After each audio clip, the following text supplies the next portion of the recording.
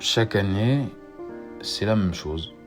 Décembre arrive, les lumières s'allument, les décorations sont sorties et il y a un phénomène qu'on a peut-être un peu trop ignoré. C'est cette armée de philosophes qui arrivent, slash pseudo-gourous, qui viennent sur YouTube, TikTok, Instagram, pour t'expliquer comment 2026 sera ton année, la meilleure version de toi-même. Ce sera ton arc de rédemption, ton reboot émotionnel, etc., etc. Et généralement, ça se termine toujours pareil. À la fin, il y a un appel à l'action vers une formation à 1 SMIC, le PDF de 3 pages sur comment devenir discipliné en 30 jours, créé par un type qui n'a sûrement jamais ouvert un livre de sa vie. C'est devenu un phénomène de mode, et comme la plupart des modes motivantes, c'est vide. Et comme vous l'aurez deviné, moi, ça m'insupporte. Pas parce que les gens font des résolutions, mais parce que la majorité se font manipuler par un marketing émotionnel qui joue sur la culpabilité. La culpabilité de ne pas avoir réussi à accomplir ses objectifs sur l'année passée. Et aujourd'hui, on va analyser pourquoi nous, comme nos petits frères, sommes susceptibles de tomber dans ce piège et pourquoi ces résolutions prises sur un coup de tête suite à une vidéo TikTok ne marchent jamais.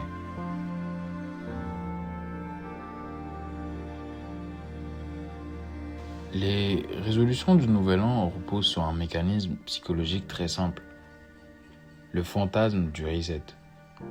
En gros, tu as passé l'année à faire n'importe quoi, tu n'as rien accompli de ce que tu avais prévu, tu as procrastiné, abandonné, hésité, floppé. Eh bien, c'est pas grave. Le 1er janvier, c'est une renaissance spirituelle, une purification, limite sans effort. Comme si le calendrier grégorien avait des pouvoirs mystiques et que d'un coup, tout ce que tu avais fait avant disparaissait et que là, tu n'as que le nouveau toi. C'est rassurant mentalement et c'est même très vendeur. Mais nous le savons tous, c'est aussi très illusoire. Le problème, c'est que tu n'as pas besoin d'un nouveau départ. Tu as besoin d'un départ. Et ça, le calendrier ne peut pas te le donner.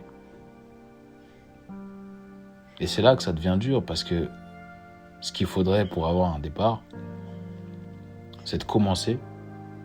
Et pour continuer, il faut de la discipline.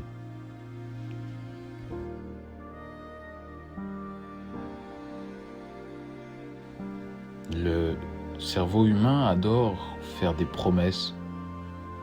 Ça libère un petit shot de dopamine parce que tu imagines déjà la version améliorée de toi-même. Tu n'as rien fait, mais tu te sens déjà meilleur. C'est comme déclarer que lundi, tu commences le sport. Demain, j'arrête les écrans. L'année prochaine, je deviens meilleur. La résolution te donne l'illusion d'un progrès que tu n'as pas fait. Donc, résultat, tu n'as pas la pression d'agir maintenant. C'est exactement pour ça que les résolutions échouent. Elles remplacent l'action par l'intention, elles remplacent le mouvement par le discours, elles remplacent la discipline par une image fantasmée de soi-même. En gros, on assiste à la mise en place d'une boucle annuelle qui détruit l'estime de soi sur le long terme. Le cycle est typique. En décembre, tu regardes ta vie comme si c'était un bulletin scolaire, tu te notes mentalement et tu conclus que ça pourrait être mieux. En janvier, tu as cette bouffée d'espoir artificielle, t'es chaud, t'es motivé, tu veux tout casser. Tu fais une liste de 12 objectifs qui, soyons honnêtes, n'ont aucun lien entre eux et aucune stratégie derrière. Mais sauf que tout ça, c'est de la motivation. Et c'est pour ça qu'il faut faire primer la discipline au-delà de la motivation. La discipline, elle perdure. La motivation, elle est temporaire. Donc arrivé en mi-janvier, la motivation retombe parce que tu as construit ton plan autour d'une émotion et non d'une structure.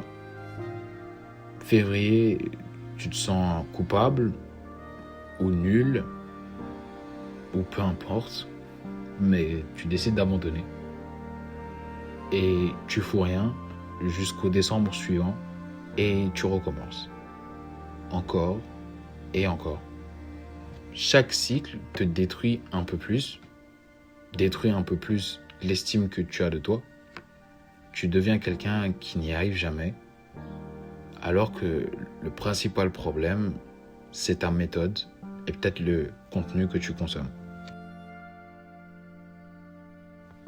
Attendre le moment symbolique, c'est quelque chose d'assez dangereux, d'assez contre-productif, et c'est une chose dont on ne parle pas assez. Les gens aiment bien dire « j'attends 2026 pour commencer, je commence dès que l'année se finit, je commence après mon Winter Arc », qui d'ailleurs est une mode totalement stupide et qui mérite une vidéo à part entière, mais bref, fin de la parenthèse. Tout ça, c'est de la psychologie à l'eau de rose, ou de la psyrose si vous préférez. C'est en gros une version plus douce, plus poétique de « je repousse, je procrastine, je ne veux pas affronter l'effort maintenant ». Le problème, c'est que chaque semaine passée à repousser l'effort, à repousser la difficulté réelle d'agir, elle renforce cette même difficulté. C'est-à-dire que chaque fois qu'on remet quelque chose à demain, il sera plus difficile de le faire. Et donc, tu renforces les habitudes mauvaises, tu renforces plus profondément tes mécanismes, tu rends ton futur changement plus difficile, et donc ça ne devient pas plus facile comme on veut bien te le faire croire. En fait, dans la vie, on peut dire que le moment parfait n'existe pas vraiment. Le moment parfait, c'est surtout une invention marketing. Le moment parfait, dans la réalité, c'est nous qui le créons. Et c'est surtout un moment réaliste. Et le seul moment réaliste, c'est maintenant. Même si tu fais un pas minuscule. Donc le bon moment n'est jamais confortable. Et c'est pour ça qu'il fonctionne. Parce que tu te mets dans la difficulté dès le début. Pour en revenir à ces fameux influenceurs de motivation, on va pas se mentir, le marché des résolutions, c'est une mine d'or. Les influenceurs le savent, les vendeurs de formation aussi. C'est pour ça que généralement, YouTube se transforme en supermarché de motivation, mais surtout en fin d'année, surtout en décembre. Tu verras beaucoup de vidéos comment devenir une machine en 2026, le programme qui va changer ta vie, devenir la meilleure version de toi-même en 30 jours. Et si tu y prêtes un peu plus attention, tu verras que 98% de ces vidéos finissent en argumentaire commercial. Tout est calculé. Tu es beaucoup plus fragile psychologiquement en fin d'année, donc tu es plus réceptif. Et ça, c'est dû à plein de facteurs. Rien que la météo, pour n'en citer qu'un. Tu es plein de culpabilité parce que tu n'as pas rempli tes objectifs.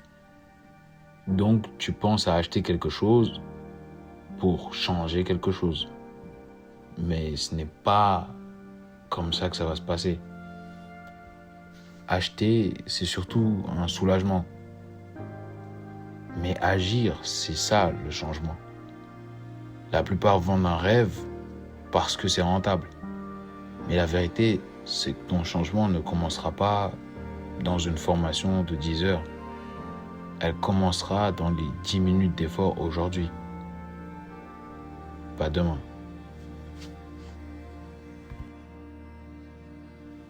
Alors, finalement, c'est quoi le vrai changement ? Le vrai changement, c'est beaucoup plus simple, mais beaucoup plus désagréable que ce qu'on veut nous faire croire. Le vrai changement ne dépend pas d'une date, elle ne dépend pas d'un calendrier, ne dépend pas d'une hype sur TikTok, ne dépend pas d'un Winter Arc stylisé non plus. Il dépend uniquement d'un truc, faire la chose que tu évites de faire aujourd'hui. La chose que tu as tendance à repousser demain, eh bien, il ne faut pas la faire demain. C'est aussi simple que ça. Pas demain, pas après une playlist Lofi, pas quand tu seras inspiré. Aujourd'hui, pas de bruit, pas dans la déclaration, pas dans l'intention, mais dans l'action. Et surtout dans la répétition. Même petite, même lente, même imparfaite. L'essentiel, c'est de répéter. Et c'est là que la discipline rentre en compte. Tu n'as pas besoin d'une nouvelle année. Tu n'as pas besoin d'un arc narratif. Tu n'as pas besoin d'un moment symbolique ou d'un gourou de YouTube. Tu as juste besoin d'un premier pas, au final. Un seul. Le faire aujourd'hui, même si c'est minuscule. Parce qu'un pas minuscule vaut toujours mieux qu'une résolution parfaite que tu n'appliques jamais. Les résolutions du nouvel an sont un joli mensonge. Elles te soulagent moralement et te donnent l'impression que le changement dépend du temps. Mais le changement dépend de toi. Et toi, tu n'existes qu'au présent. Alors, bonne année si tu veux, mais surtout, si tu veux changer, il n'y a aucun meilleur moment que maintenant pour le faire. Sur ce, ciao.